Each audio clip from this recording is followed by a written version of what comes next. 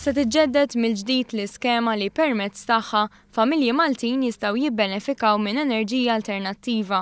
1700 familja benefikat mill-qbil li kien sar bejn il-Bank of Valletta u l-GRTU li wassal għall-investiment ta' 12 miljun euro f'użu ta' enerġija nadifa.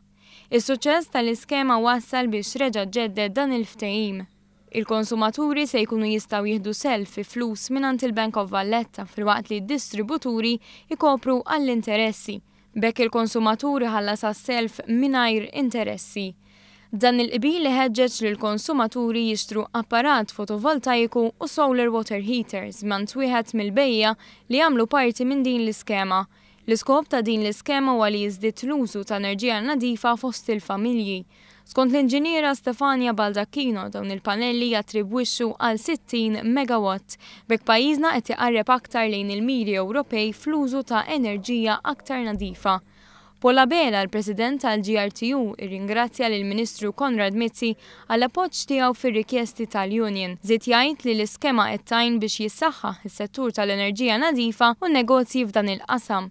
Tul din il-konferenza nataw premijiet lill-4 kumpaniji li ħadmu fl-installazzjoni. Bekk ingħataw rikonoxximent għas-servizz li taw lill-konsumaturi li benefikaw minn din l-iskema.